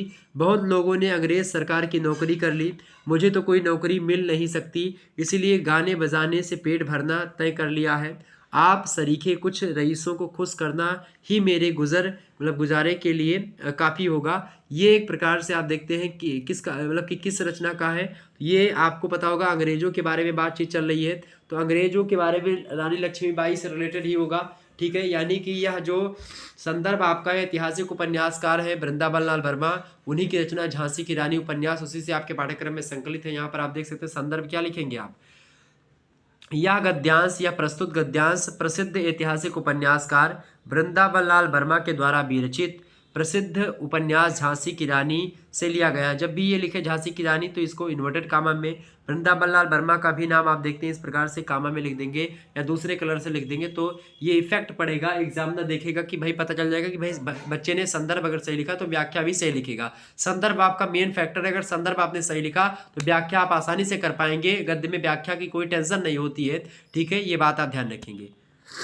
प्रसंग कहाँ का है भाई, ये प्रसंग जब आप थोड़ा सा उपन्यास पढ़ेंगे तो आपको प्रसंग जरूर मालूम पड़ेगा। प्रसंग है ये, मैं आपको बताता हूँ। नवाब अली बहादुर झांसी की रानी लक्ष्मीबाई से नाराज थे। वे गार्डन और स्कीन नाम के अंग्रेज अधिकारियों के पास जो है आते जाते थे। अंग्रेज अधिकारियों ने उन्हें रानी के यहाँ आने जाने वालों की जासूसी की सलाह दी थी। नाना साहब ने पीर अली को यह काम सौंपा था। पीर अली ने मोतीबाई का नाम सुझाया तो लक्ष्मीबाई को भजन सुनाने जाती थी, और मोतीबाई जब नवाब साहब के यहाँ आई तो उसकी जो है पर्दे की आड़ टूट गई। नवाब साहब ने मोतीबाई में सील, संकोच और पर्दे का आश्चर्य किया तो मोतीबाई ने उन्हें उत्तर दिया, और वही मोतीबाई का उत्तर जो है आपके समक्ष प्रस्तुत है यहाँ पर। ठीक है हुजूर, ये मोतीबाई कहती, मोतीबाई बोली, यहाँ पर लिखा भी है। अच्छा, आपने अगर आपको वो पता होगा तो आप आसानी से लिख पाएंगे। ठीक है, मोतीबाई जैसे आपको पता चला तुरंत आपको पता लगाना चाहिए मोतीबाई किस उपन्यास की पात्र है, किस कहानी की, किस निबंध की, किसकी पात्र है। इस निबंध की पात्र तो होते नहीं है, तो किस उपन्यास की, किस कहानी, किस नाटक की, किस एकांकी की पात्र है। ठीक है, ये बात ध्यान रखनी चाहिए और तुरंत आपके दिमाग में चलना चाहिए। व्याख्या में क्या लिखना है देखें यहाँ पर, देखें हुजूर मोतीबाई बोली आदत पड़ गई थी, यानी क्या कहा, मुझे पर्दा करने की आदत पड़ गई थी। मेरी यह आदत अभी तक छूटी नहीं है, यानी कि अभी भी बिल्कुल नहीं छूटी है। वही चीज़ें आपको लिखनी है अपनी भाषा में, थोड़ा सा सरल भाषा में। ठीक है, मैं यह आदत पूरी तरह नहीं छोड़ पाई हूँ। ठीक है, वैसे मैंने जीवन निर्वाह के लिए करने के लिए पर्दा करना कम कर दिया है। यानी कि उन्होंने क्या कहा कि जो है गुजर के लिए, गुजारे के लिए पर्दे को कम कर दिया है। पर्दे मतलब कि जो पर्दा करना होता है, घूंघट ओढ़ना होता है, इसको मैंने अपने गुजारे के लिए, अपने जीवन यापन के लिए, जीवन निर्वाह के लिए पर्दा करना क्या कर दिया, कम कर दिया है। इतने पर यह निश्चय है कि पर्दा करना पूरी तरह से नहीं छोड़ पाऊंगी। बहुत से लोग ऐसे हैं जिन्होंने अंग्रेज सरकार की नौकरी कर ली है, इस तरह उनका जीवन निर्वाह हो जाता है। मुझे तो अंग्रेज सरकार में अथवा किसी दूसरे स्थान पर कोई नौकरी मिल नहीं सकती, इसलिए मैंने निश्चय कर लिया है कि मैं गा बजा करके अपना जीवन निर्वाह कर लूंगी। आप जैसे संपन्न और धनी लोगों को प्रसन्न करना मेरे जीवन निर्वाह के लिए पर्याप्त होगा, इसी से मेरा गुजारा हो जाएगा या मेरा दिन गुजर जाएगा। ये कहती है कौन, जो है मोतीबाई। ठीक है, ये बात आप ध्यान रखें। तो इस प्रकार से ये व्याख्या आप लिख सकते हैं। इसमें कुछ जो विशेष बातें हैं, अगर आपसे रानी लक्ष्मीबाई के मतलब कि जो ये उपन्यास है रानी लक्ष्मीबाई, यानी जो उपन्यास है आपका झांसी की रानी, इस उपन्यास से अगर कोई भी प्रश्न आपसे पूछा जाएगा, यानी कि जो है इसमें मतलब कि व्याख्या करने को लेकर के, तो यहाँ पर विशेष में बातें क्या लिख सकते हैं आप, यहाँ पर देखेंगे। एक बेश्या का पर्दा और लाज संकोच करना नवाब अली बहादुर को अनुचित लगना स्वाभाविक था। दूसरी विशेष बात यहाँ पर यह है कि किसी की बात आदत मतलब कि जिसे किसी बात की आदत पड़ जाती है वह उसे पूरी तरह से नहीं छोड़ सकता। हाँ, कम जरूर कर सकता है आदत को, लेकिन छोड़ नहीं सकता है, छोड़ने में बड़ी कठिनाई होती है। तीसरी बात इसकी ये है विशेष की बेश्या को अंग्रेज सरकार क्या कोई भी अपने यहाँ नौकरी नहीं दे सकता, ये भी सत्य बात है। इसमें विशेष बात कही गई है कि भाई बेश्या को कौन नौकरी देगा, अपने यहाँ पर कोई नहीं देगा।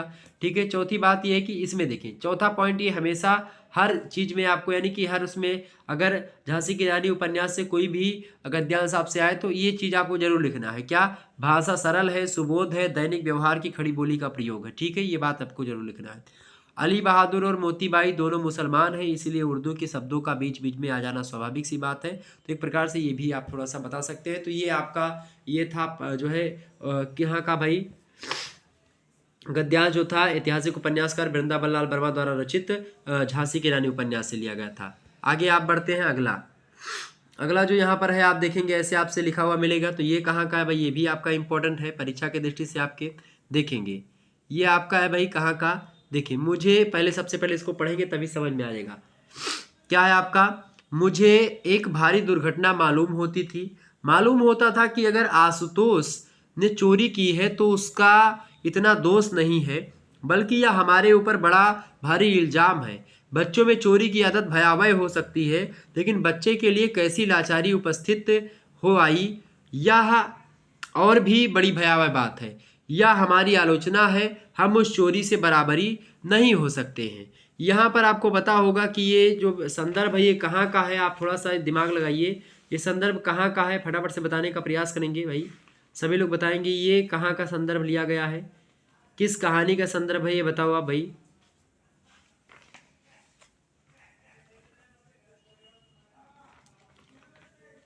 फटाफट से बताने का प्रयास करेंगे।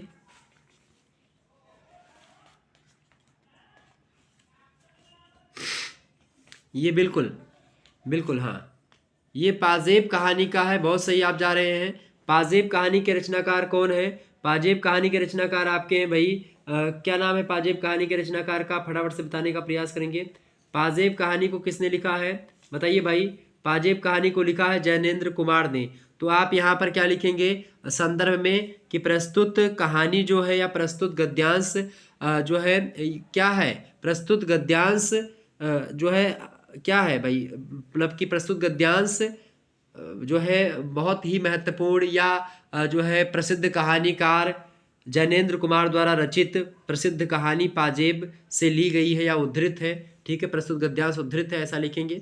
उसके बाद में प्रसंग में आपको लिखना है कि वही यहाँ कहानी, मतलब प्रसंग में क्या लिखना है, यहाँ कहानीकार यह स्पष्ट करता है कि बच्चे भी अपराध मनोवृत्ति, मतलब बच्चों में भी, मतलब बच्चे भी अपराध मनोवृत्ति हो सकती बच्चों में, पर उसकी उत्तरदायित्व जो है माता पिता का भी होता है बच्चों का कि ऐसा ना हो। ठीक है, यहाँ पर पाजेब यानी पायल के बारे में है, पूरा चीज़ें इसमें बताई गई है। खास करके आप देखेंगे पाजेब जैनेन्द्र की मनोवैज्ञानिक धरातल पर आधारित एक कहानी है, और इसमें कथानक की बात की, कथानक अपेक्षाकृत कुछ अधिक विस्तार कर दिया गया है इसमें। ठीक है, बाल मनोविज्ञान और नारी मनोविज्ञान तो जैनेन्द्र के उसके पारखी व्यक्ति हैं। ठीक है, और इसीलिए इनकी कहानी जो है मनोवैज्ञानिक धरातल पर स्थित है, और कहानी कला के आधार पर इसकी कहानी के कई सारे जो कथा संगठन है या पात्र चित्रण है सब ठीक ठाक है, इसमें कोई दो राय नहीं है।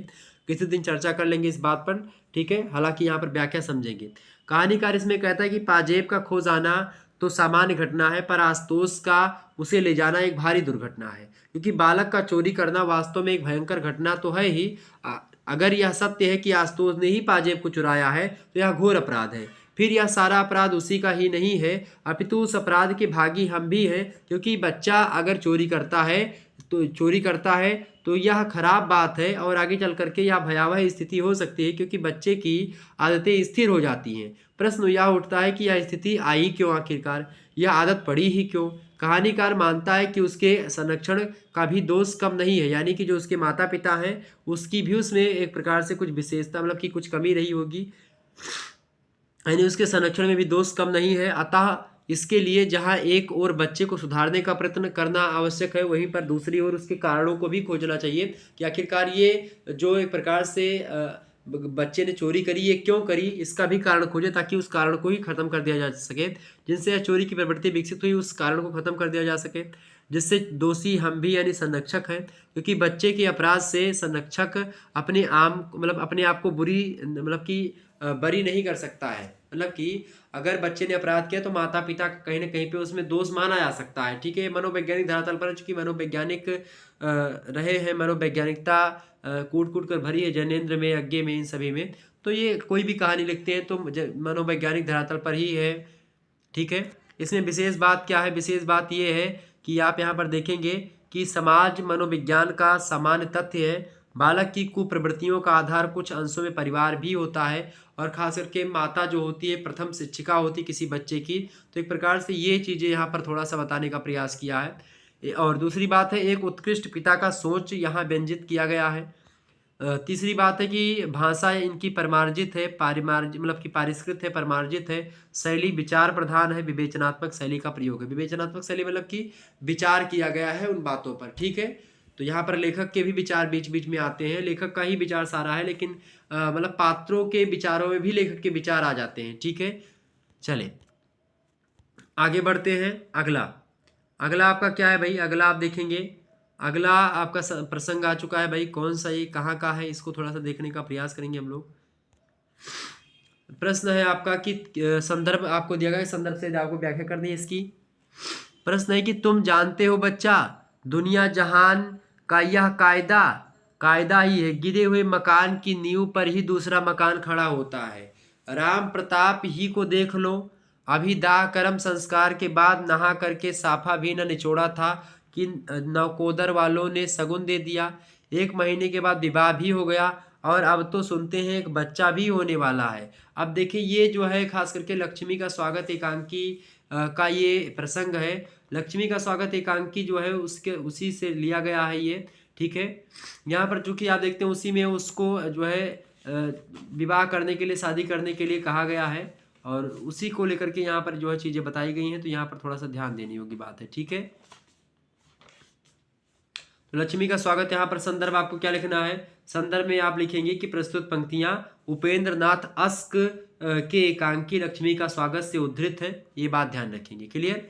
अब यहाँ पर क्या है प्रसंग में? प्रसंग ये है लक्ष्मी का स्वागत एकांकी में रोशन की पत्नी जो है और एक छोटा बालक को छोड़ करके मतलब कि मर जाती है, यानी कि जो रोशन है उसका विवाह होता है, मतलब कि विवाह के बाद में उसका एक बच्चा होता है, वो बच्चा बीमार भी होता है। ठीक है, और उसी समय आपको पता होगा कि रोशन की जो बीबी है वो मर भी जाती है और बच्चा बीमार भी पड़ जाता है, बालक बीमार है। पर दादा दादी जो है उसको बालक की चिंता नहीं है कि बालक बीमार है उसकी दवाई वही करवाई जाए। दादा दादी ये सोच रहे हैं कि कितना जल्दी इसकी दूसरी शादी करवा दी जाए, यानी बालक की चिंता कम है, रोशन के दूसरे विवाह की चिंता अधिक है, क्योंकि उसमें मोटी रकम मिलने की भारी संभावना, यानी कि दहेज मिलेगा। वे रोशन को बार बार, यानी उनके रोशन के माता पिता, यानी वो क्या करते हैं, रोशन के माता पिता रोशन से कहते हैं भाई दूसरी शादी कर लो और विवाह पर जोर डालते हैं लगातार। उसकी माता कहती कि सियालकोट का व्यापारी है, वह आज फिर आया है। और इस पर जब रोशन अस्वीकृति प्रकट करता है तो उसकी माता कहती है, क्या कहती है, उसी उसी को यहाँ पर लिखा गया। माता कहती है कि तुम जानते हो बच्चा, दुनिया जहान का यही कायदा है कि भाई एक अगर मतलब कि मकान की नींव पर ही दूसरा मकान खड़ा होता है, यानी कि अगर एक मतलब शादी हुई है दूसरी शादी भी होगी, तो ये एक प्रकार से बताने का प्रयास कि एक शादी जरूरी नहीं कि नहीं होती है, तो एक मकान पर दूसरा मतलब कि एक नींव है उस पर ही मतलब कि मकान चढ़ता है, ये इन्होंने बताया।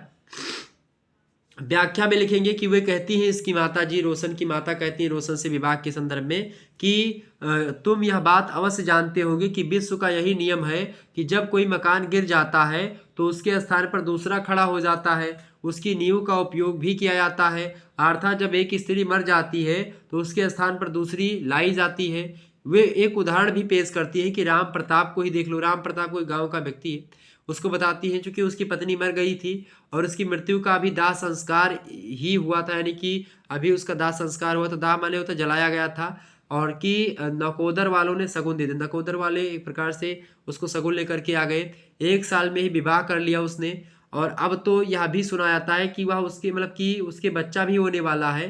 यानी परोक्ष रूप से माता का कथन है कि फिर तुम्हें क्यों आपत्ति हो रही है शादी करने में, या माता जी उनकी प्रश्न उठा रहे रोशन की। और रोशन चूंकि उसकी पत्नी मरी है, पत्नी से प्रेम करता था, तो उसको दुख है पत्नी के मरने का, दूसरा दुख है उसके पुत्र के एक प्रकार से बीमार होने का, और उसी में तीसरा दुख ये भी आ जाता है क्योंकि वो शादी करना नहीं चाहता है, तो उसकी माता और पिता उस पर फोर्स डालते हैं कि भाई शादी कर लो। चूंकि लक्ष्मी का स्वागत इसका वही नाम है, लक्ष्मी का स्वागत मतलब कि कुछ पैसा मिलेगा, मोटी रकम मिलेगी विवाह के बाद में। इसमें विशेष बात क्या है, विशेष यहाँ पर देखेंगे, पुरुष के दूसरे विवाह की परंपरा प्रचलित है, पर यहाँ माता पिता के मन के पुत्र का घर बसाने का मोह नहीं है। उनके दूसरे विवाह से मात्र धन की पाने की लालसा यहाँ पर दिखाई गई है। दूसरा इसमें मुख्य बात यह कि स्वार्थी लालची दृष्टिकोण की गहरी व्यंजना यहाँ पर उपेंद्र नाथ अस्क जी करते हैं। तीसरी बात है भाषा इसकी सरल है, ठीक है, लक्ष्मी के स्वागत एकांकी की, और व्यवहारिक भाषा आप समझ जाएंगे बहुत आसानी से अगर पढ़ेंगे तो। इसके अलावा शैली इसकी भावात्मक है और व्यंजना प्रधान शैली का प्रयोग यहाँ पर किया गया है। ठीक है, तो एक प्रकार से ये थोड़ा सा आप ध्यान रखेंगे। सॉरी, अगला यहाँ पर देखेंगे, अगला आपका आ चुका है भाई, यहाँ पर देखने का प्रयास करेंगे। ये कहाँ का है भाई, इसको थोड़ा सा जानने का प्रयास करेंगे आप सभी लोग। देखें, पढ़ेंगे पहले इसको। देखें, नार का अर्थ पुराणों और स्मृतियों में जल अर्थात आदि सृष्टि का कहा गया है। इस आदि सृष्टि में अभिव्याप्त सत्ता का नाम ही नारायण कहा गया है। इसलिए नरों में जो नरोत्तम होना चाहता है उसे स्वभावतः मतलब कि नारायण अभिमुख होना पड़ता है, क्योंकि नर का अर्थ ही होता है अपने में सिमटा हुआ। जिन लोगों ने मनुष्य मात्र को नमो नारायण कह करके प्रणाम करने की परंपरा चलाई, वे मनुष्य ही अंतर्निहित शक्ति के सबसे बड़े दृष्टा हैं। वे मनुष्य के विस्तारशील रूप को आवाहित करना जानते थे। इसीलिए सामान्य से सामान्य जन को देख करके वे यही कहते थे कि नारायण नमस्कार है, तुम्हारे अंदर जो विश्व भावना तत्व है उसे नमस्कार करता हूँ, ताकि वह तत्व तुम्हारी क्षुद्रता और संकीर्णता के बहिरारण को फोड़ करके सामने आए। अच्छा, ये जो आपको दिया गया इतना ज्ञान की बातें जो बताई गई हैं, ये डॉक्टर विद्यानिवास मिश्रा का निबंध है, प्रभु जी तुम चंदन हम पानी। डॉक्टर विद्यानिवास मिश्रा का ही निबंध है, तुम चंदन हम पानी, प्रभु जी तुम चंदन हम पानी। ये निबंध किसका है भाई? ये निबंध आपका है तुम चंदन हम पानी। किसका निबंध है? विद्यानिवास मिश्रा जी का है। ठीक है, तो ये निबंध है भारतीय संस्कृति के मूल्य नर से नारायण की व्याख्या प्रस्तुत गद्यावतरण में की गई है। ये बात आप ध्यान देंगे, प्रसंग और जो है संदर्भ दोनों एक ही बात है। संदर्भ में क्या लिखना है आपको कि प्रस्तुत गद्यावतरण जो है डॉक्टर विद्यानिवास मिश्रा द्वारा रचित तुम चंदन हम पानी नामक निबंध से मतलब कि निबंध से उद्धृत है। और प्रसंग में लिखेंगे भारतीय संस्कृति के मूल्य नर से नारायण की व्याख्या प्रस्तुत गद्यावतरण में की गई है। अब व्याख्या में आपको लिखना है, यहाँ पर देखेंगे व्याख्या क्या है इसकी। पुराणों के संदर्भ में नार जो शब्द है इसका अर्थ जल बताएगा। पुराणों में नार जो शब्द है इसका अर्थ क्या है? इसका अर्थ नार मतलब होता है जल, और यही जल तत्व जो होता है सृष्टि के प्रारंभ में एकमात्र तत्व था। यानी आप देखते हैं जब सृष्टि जो एक प्रकार से जब सृष्टि का लोप होता है, सृष्टि खत्म होने को होती है, तो क्या होता है? जल ही एकमात्र होता है, जलमग्न हो जाती सारी पृथ्वी। ठीक है, संपूर्ण ब्रह्मांड जो है जलमग्न हो जाता है। इसीलिए नारायण का अर्थ हुआ आदि सृष्टि में व्याप्त सत्ता। इसीलिए संभवतः विष्णु भगवान की क्षीर सागर में शेष नाग की सैया पर निर्द्वंद्व स्मरण करने की बात भी उल्लेखित की गई है। इसीलिए जो मनुष्यों से उच्च उठ करके महान बनना चाहता है उसे नारायण की ओर उन्मुख होना पड़ता है। नर शब्द का अर्थ है अपने में सिमटा हुआ, और भारतीय संस्कृति में नमो नारायण कह करके परस्पर अभिवादन की पद्धति को प्रचलित किया गया है। इसके अलावा इस अभिवादन में मतलब जरूरी नहीं कि आप इसमें थोड़ा सा सरल भाषा का प्रयोग करके बाकी वही बातें अगर लिख देंगे तो आपको नंबर मिल जाता है। ठीक है, वे लोग जानते थे कि उसमें मतलब कि इस अभिवादन प्रणाली के जन्मदाता को लेखक ने मनुष्य में व्याप्त और निहित परमात्मा शक्ति का दृष्टा बताया है। वे लोग जानते थे कि उस अनंत शक्ति वाले ब्रह्म का इस मानव शरीर में आवाहन किया जा सकता है। इसीलिए प्रत्येक साधारण व्यक्ति को वह नमो नारायण कहकर के अभिवादन प्रणाम करते थे। प्रत्येक मनुष्य के अंदर विश्वात्मा निवास करता है। वही विश्वात्मा मानव की क्षुद्रता और संकीर्णता के आवरण को भेद करके बाहर झांकता है, और यदि हम क्षुद्रता और संकीर्णता के आवरण को नहीं भेद पाते तो क्या होता है? क्षुद्र ही बने रहते हैं और हमारी आत्मा का विस्तार नहीं हो पाता है। ये बात ध्यान रखेंगे। तो इस प्रकार से ये आपकी जो आपका निबंध है तुम चंदन हम पानी विद्यानिवास मिश्रा का, इसमें कुछ विशेष बातें भी दी गई हैं, देखेंगे। आदि सृष्टि नारायण, नर नरोत्तम, अंतर्निहित शक्ति, विस्तारशील रूप, विश्वात्मा तत्व, ये आदि सभी पारिभाषिक शब्द जो हैं ये दर्शन शास्त्र के शब्द हैं, जिनसे मिश्र जी की अपनी गद्य भाषा का श्रृंगार किया। यानी जो है डॉक्टर विद्यानिवास मिश्रा खासकर दार्शनिक व्यक्ति भी हैं, तो इसलिए इनके निबंधों में आप देखते हैं दार्शनिकों से निबंधों में दार्शनिक विचारधारा आ ही जाती। किसी का भी निबंध हो, आप अधिकतर निबंध में देखेंगे तो कुछ ना कुछ दार्शनिक विचारधारा आपकी आ जाती है अधिकतर निबंधों में। ठीक है, आगे बढ़ते हैं। ईश्वर अंश जीव अविनाशी, ईश्वर अंश जीव अविनाशी की विचारधारा का प्रतिपादन किया गया है इस गद्यावतरण में। इसके अलावा उच्च स्तरीय परिष्कृत प्रांजल भाषा का स्वरूप भी दिखाई पड़ता है। व्याख्यात्मक और विश्लेषणात्मक शैली द्वारा तत्व निरूपण भी किया गया है इस जो है रचना में। तो इस प्रकार से ये कुछ विशेष बातें थी जो मैंने आपको बता दी।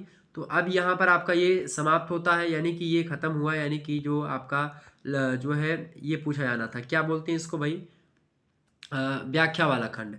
अब थोड़ा सा हम आगे बढ़ेंगे और चीज़ों को समझने का प्रयास करते हैं कि ये वाला कैसे आपका होगा। ठीक है, यहाँ पर आपका लघु उत्तरीय में जो प्रश्न आपको दिया गया है, लघु उत्तरीय प्रश्नों की अगर बात की जाए तो लघु उत्तरीय प्रश्नों को थोड़ा समझने का प्रयास करेंगे। ठीक है, केवल 5 प्रश्नों के उत्तर आपको देने हैं, 200 शब्दों में इन प्रश्नों के उत्तर को लिखना है, बात भी आप ध्यान रखेंगे।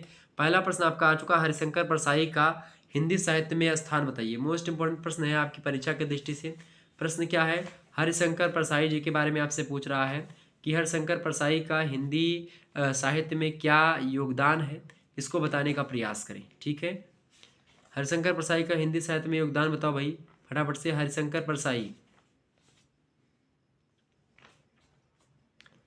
हरिशंकर परसाई कौन थे? हरिशंकर परसाई की कौन सी रचना आपके पाठ्यक्रम में संकलित है, ये बात बताओ भाई।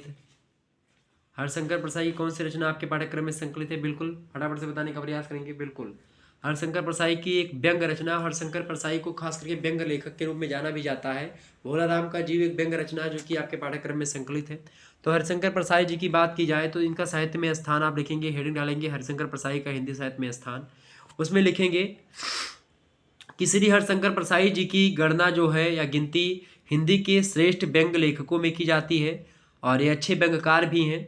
और हरिशंकर परसाई जी की अगर मैं बात करूं तो इन्होंने अपने व्यंग के द्वारा बार बार अपने पाठकों का ध्यान या लोगों का ध्यान जो है व्यक्ति व समाज की विसंगतियों और कमजोरियों की ओर जो है करने का प्रयास किया है अपने व्यंगों के माध्यम से। और निष्कर्ष रूप में हम कह सकते हैं कि हरिशंकर परसाई जी ने सामाजिक रूढ़ियों, राजनीतिक विडंबनाओं, इसके अलावा सामाजिक समस्याओं, इन सभी पर कड़ा व्यंग किया है, जो है एक प्रकार से बढ़िया व्यंग करने का प्रयास किया है, यथेष्ट कीर्ति हासिल करी है। और ये एक सफल और उच्च कोटि के व्यंगकार रहे हैं हरिशंकर परसाई, इसमें कोई दो राय नहीं है। और ये सदैव स्मरणीय रहेंगे, हमारी याद में रहेंगे। उनकी व्यंग रचनाएं हिंदी इतिहास में बहुत आदर की वस्तु हैं। एक व्यंगकार के रूप में परसाई जी को हिंदी साहित्य में अभूतपूर्व यश भी प्राप्त हुआ है। परसाई जी की रचनाओं के संबंध में भगवान सिंह कहते हैं कि परसाई की अधिकांश रचनाओं में एक खुला प्रहार है। उन्होंने यहाँ तक कहा कि यथास्थिति पर, व्यवस्था पर, प्राचीन रूढ़ियों पर, संस्कारों पर, प्रायः सभी रचनाओं में बदलते मूल्यों और क्रांतिकारी शक्तियों और संभावनाओं के प्रति गहरा सम्मान भाव भी दिखाई पड़ता है। उपेक्षित और शोषित वर्गों के प्रति सहानुभूति भी दिखाई पड़ती है। ढोंग का भी उद्घाटन किया गया है। यानी हरिशंकर परसाई पूर्ण रूप से व्यंग के माध्यम से जो सामाजिक जो है प्रकार से जो समस्याएं हैं, राजनीतिक विडंबनाएं हैं या फिर सामाजिक जो रूढ़ियां हैं, उन सभी का पर्दाफाश करते हैं, उन सभी को एक प्रकार से सभी लोगों के समक्ष लाने का प्रयास करते हैं। ठीक है, ये एक प्रकार से इनका हिंदी साहित्य में एक व्यंग्यकार के रूप में ज़्यादा बढ़िया स्थान है। अगला प्रश्न आपकी स्क्रीन पर आ चुका है, अमृतलाल नागर की कृतियां बताइए। अमृतलाल नागर की कृतियां आपसे पूछ रहा है। अमृतलाल नागर की बात की है तो इनके कई सारी रचनाएं हैं। अगर बात किया है उपन्यास की अमृतलाल नागर के, तो उपन्यास के नाम लिख लीजिएगा। इनके कई सारे उपन्यास हैं। उपन्यासों की अगर बात की तो इनका उपन्यास जो है, एक उपन्यास है इनका भूख, ठीक है, महाकाल से भूख, ये शीर्षक प्रकाशित सेठ बांकेलाल, बूंद और समुद्र, शतरंज के मोहरे, सुहाग के नूपुर, ठीक है, सुहाग के नूपुर जो है तमिल महाकाव्य की एक प्रकार से एक रचना है। शिल्पादिकारम, दुख की लड़ी, इसके आधार पर लिखा माना जाता है सुहाग के नूपुर को। इसके अलावा अमृत और विष उपन्यास जो है अमृतलाल नागर का ही है। सात घट वाला मुखड़ा भी उपन्यास इन्होंने लिखा है। एकदा नैमी सारड़े, ठीक है, ये एकदा नैमी सारड़े, मानस का हंस, ये सब उपन्यास अमृतलाल नागर का ही, मानस का हंस भी, ठीक है। खंजन नयन और नाचो बहुत गोपाल, बिखरे तिनके, अग्निगर्भा, करवट, पीढ़ियाँ, ये सब उपन्यास किसके? अमृतलाल नागर के हैं। बात की है कहानी संग्रह की इनके, तो इनके कई सारे कहानी संग्रह भी हैं। ठीक है, इन्होंने मात्र उपन्यास ही नहीं लिखा, बहुत सारे कहानी संग्रह भी लिखे हैं अमृतलाल नागर ने। कहानी संग्रहों की बात की तो वाटिका कहानी संग्रह, अवशेष कहानी संग्रह, तुला राम शास्त्री कहानी संग्रह, आदमी कहानी संग्रह, नहीं कहानी संग्रह, ठीक है। इसके अलावा 1000 मतलब कि एक दिल हजार दास्तां इनका कहानी संग्रह है। एटम बम कहानी संग्रह है। पीपल की परी कहानी संग्रह अमृतलाल नागर का ही है। कालदंड की चोरी, ये भी इन्हीं की रचना है, कहानी संग्रह है। मेरी प्रिय कहानियाँ, इनकी कहानी संग्रह है। पांचवा दास्तां और 7 कहानियाँ, ये सब इनकी कहानी संग्रह। इसके अलावा एक दिल हजार अफसाने, ये भी इनका कहानी संग्रह है। सिकंदर हार गया भी एक कहानी संग्रह इनका, ठीक है। इसके अलावा भारत पुत्र, नौरंगी लाल, ये भी इनका कहानी संग्रह है। इसके अलावा इन्होंने नाटक भी लिखा है। नाटकों की बात की तो नाटक में इनका जैसे युगावतार नाटक है, बात की बात नाटक है, चंदन बन नाटक है, चक्करकार सीढ़ियाँ नाटक इन्होंने लिखा। इसके अलावा अंधेरा नाटक इन्हीं का है, उतार चढ़ाव नाटक भी इन्होंने लिखा, नुक्कड़ पर नाटक लिखा, चढ़त न धुंजो रंग नाटक इन्हीं का है। ठीक है, व्यंग भी इन्होंने लिखा है, जैसे कि नवाबी मसनद, सेठ बांकेलाल, कृपया दाएं चलिए, हम फिदाए लखनऊ, मेरी श्रेष्ठ व्यंग रचनाएं, चकल्लस। चकल्लस उपलब्ध स्फुट हास्य व्यंग रचनाओं का संकलन है। तो एक प्रकार से ये व्यंग भी लेखक रहे हैं। इसके अलावा बाल साहित्य भी लिखा, अनुवाद भी लिखा, अन्य कृतियाँ भी लिखी, तो कई सारे संपादन भी किया। ठीक है, तो कई सारी रचनाएं इनकी, तो इतना लिख देंगे हो जाएगा आपका। तीसरा प्रश्न आप देखेंगे सभी लोग, तीसरा प्रश्न आपका आ चुका है, महादेवी जी की साहित्यिक परिचय दीजिए। महादेवी वर्मा जी का साहित्यिक परिचय। महादेवी वर्मा जी की अगर बात की तो महादेवी वर्मा छायावाद की महान नायिका हैं, छायावाद की दुर्गा कही जाती, छायावाद की आधार स्तंभ भी हैं। ठीक है, और छायावाद में एक प्रकार से इनको बात की तो इनकी रचना मैं नीर भरी दुख की बदली आप देखते हैं लिखा, बहुत सारी रचनाएं इनकी है। आपके पाठ्यक्रम में गिल्लू रचना जो है इन्हीं की रचना है, आपके पाठ्यक्रम में संकलित है। तो महादेवी वर्मा जी का जो जन्म हुआ था ये कब हुआ था भाई? 1907 ईस्वी में हुआ था। ठीक है, कब हुआ था? 1907 में हुआ था। कहाँ पर हुआ था? उत्तर प्रदेश के यानी यूपी में हुआ था, फर्रुखाबाद शहर है, उसी फर्रुखाबाद में इनका जन्म होता है। प्रारंभिक शिक्षा इनकी इंदौर से हुई और 1916 में खास करके आप देखेंगे तो शिक्षा कुछ समय के लिए बाधित हो जाती है इनकी, लेकिन 1919 में इन्होंने पुनः दोबारा क्रास्थ बेट कॉलेज प्रयाग से अपनी पढ़ाई प्रारंभ करी। 1932 ईस्वी में विश्वविद्यालय से संस्कृत भाषा में एमए करने के बाद प्रयाग में महिला विद्यापीठ की स्थापना करके प्रधानाचार्य नियुक्त हुई और इन्होंने हिंदी साहित्य के कई दौर देखे। ये छायावादी काव्य के 4 प्रमुख स्तंभों में से एक मानी जाती हैं। इसके अलावा छायावाद के 4 स्तंभों में प्रसाद पद निराला है और महादेवी वर्मा जी हैं। ठीक है, और खास करके इनको एक नाम और आधुनिक मीरा भी इनको कहा जाता है, चूंकि इनकी अपनी रचनाओं में दर्द और पीड़ा, इनकी अपनी पीड़ा है, अपना दर्द है। ठीक है, तो इसके कारण से इनको आधुनिक मीरा की उपाधि भी दी गई है और इनका निधन जो हो गया था 1987 में हो गया था, ये बात भी आप ध्यान रखेंगे। ठीक है, तो एक प्रकार से ये महादेवी वर्मा जी के बारे में कुछ बातें थी।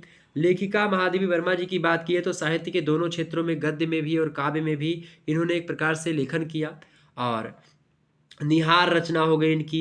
इसके अलावा नीरजा, रश्मि, सांध्या गीत, दीपशिखा, यामा और ये सब काव्य कृतियाँ हैं। इसके अलावा आप देखें श्रृंखला की कड़ियाँ, अतीत की चलचित्र, स्मृति की रेखाएं, छड़दा, परिक्रमा, ये सब गद्य कृतियाँ इनकी हैं। चांद नाम की पत्रिका का संपादन भी इन्होंने किया कुछ समय तक।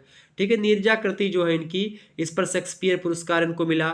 स्मृति की रेखाएं जो रचना है इस पर द्विवेदी पदक मिला। हिंदी साहित्य सम्मेलन का मंगला प्रसाद पुरस्कार मिला इनको स्मृति की रेखाओं पर ही। साहित्य सेवा के लिए साहित्य भूषण पुरस्कार भी इनको मिला। यामा व दीपशिखा पर ज्ञानपीठ पुरस्कार भी इनको मिला। मरणोपरांत इनको भारत सरकार की ओर से पद्म विभूषण पुरस्कार से भी नवाजा गया महादेवी वर्मा जी को। और महादेवी वर्मा मूलतः कवित्री थी और इसी कारण से उनकी गद्य रचना में उनका कवि हृदय जो है, उनकी संवेदनाएं जो कवित्व की मतलब कवित्री की है, वो अनुभूतियाँ जो यानी कि जो खास करके गद्य जो होते हैं विचार प्रधान होते हैं और भाव प्रधान आपके काव्य हुआ करते हैं। तो चूंकि ये कवित्री है, एक प्रकार से मुख्य रूप से कवित्री ही है, तो ये कवित्री का भाव इनकी गद्य रचनाओं में भी आपको दिखाई पड़ेगा। गिल्लू रेखा चित्र में आप देखेंगे इनके भावों की व्यंजना है। ठीक है, आगे बढ़ते हैं।